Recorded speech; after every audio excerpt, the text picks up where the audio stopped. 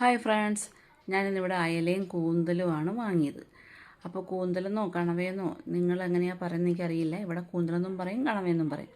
അപ്പോൾ ഞാൻ ആദ്യം തന്നെ അയലയെല്ലാം ക്ലീൻ ചെയ്തെടുത്തിട്ട് അതേ ഒരു ചട്ടി വെച്ച് ചൂടാക്കി കഴിഞ്ഞപ്പോൾ അതിലേക്ക് കടുകിട്ട് പൊട്ടിച്ചിട്ട് അതിലേക്ക് ഇഞ്ചി, വെളുത്തുള്ളി, ചുവന്നുള്ളി, പച്ചമുളക് ഇത് ഇത്ര ഒന്ന് വഴറ്റി ചതച്ചെടുത്തിട്ടൊന്ന് വഴറ്റണേ. എന്നിട്ട് അതിലേക്ക് കുറച്ച് ഉപ്പും കൂടെ ചേർത്തിട്ട് നന്നായിട്ടൊന്ന് വഴറ്റിയൊക്കെ എടുത്തിട്ടുണ്ട്.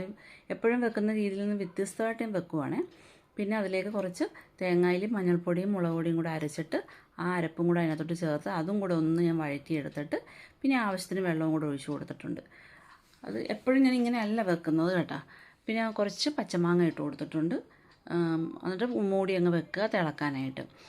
തിളച്ചെല്ലാം കഴിയുമ്പോഴത്തേക്ക് നമ്മൾ വെട്ടി ക്ലീൻ ചെയ്ത് വെച്ചിരിക്കുന്ന അയലക്കഷ്ണങ്ങളെല്ലാം അതിനകത്തോട്ട് പെറുക്കിയിട്ട് കൊടുത്ത് അതങ്ങനെ മൂടി ചെറിയ തീയിൽ നമുക്ക് വറ്റി വരണം. ചെറിയ തീയിൽ വറ്റി വന്നാലേ അത് എണ്ണയൊക്കെ തെളിഞ്ഞ് നല്ല ഭംഗിയായിട്ട് ടേസ്റ്റോടുകൂടി വരത്തുള്ളേ. അപ്പോൾ അതിനെ അവിടെ വെച്ചിട്ട് ഞാൻ പിന്നെ കൂന്തൽ ക്ലീൻ ചെയ്യാൻ വേണ്ടി പോയേ. അത് ഇത്തിരി ഒരു മെനക്കെട്ടൊരു പണിയാണ്. കുറച്ച് നേരം എളുപ്പമാണ് എങ്കിൽ പോലും അതിൻ്റെ ആ ഒരു മഷി പോലത്തേക്ക് ഒരു സാധനം ഇല്ലേ, അതൊക്കെ ക്ലീൻ ചെയ്യുമ്പോൾ ഒരുപാട് നേരം പിടിക്കും. അതിനെ ക്ലീൻ ചെയ്ത് ചെറുതായിട്ടൊക്കെ അരിഞ്ഞെടുത്ത് കഴിഞ്ഞിട്ട് അതിലേക്ക് കുറച്ച് മഞ്ഞൾപ്പൊടി, പിന്നെ കുരുമുളക് പൊടി, മസാലപ്പൊടി, പെരുംജീരകം, മുളക് പൊടി, കാശ്മീരി മുളക് പൊടിയാണ് ഇത് ഇത്ര ഇട്ട് ആവശ്യത്തിന് ഉപ്പ് ഇട്ടിട്ട് പിന്നെ ഇഞ്ചി വെളുത്തുള്ളി പേസ്റ്റ് ഇതും കൂടെ ഇട്ടിട്ട് നന്നായിട്ട് അതിനെ ഒന്ന് തിരുമ്മി ആ ഗ്രേവി എല്ലാം നന്നായിട്ട് എല്ലായിടത്തും പിടിക്കത്തക്ക രീതിയിൽ നന്നായിട്ടൊന്ന് തിരുമ്പി പിടിപ്പിക്കണം.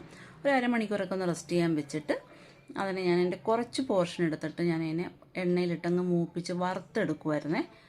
പിന്നെ ബാക്കി കുറച്ച് ഞാൻ നമ്മുടെ റോസ്റ്റ് പോലെയും ചെയ്ത്.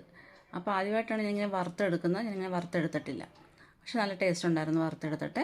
പിന്നെ അതിൻ്റെ ഇടയ്ക്കൂടെ ഞാൻ കുറച്ച് ബീട്രൂട്ട് എടുത്ത് ഞാൻ തോരൻ വെക്കുന്നുണ്ടായിരുന്നു. ആ തോരൻ വെച്ചു.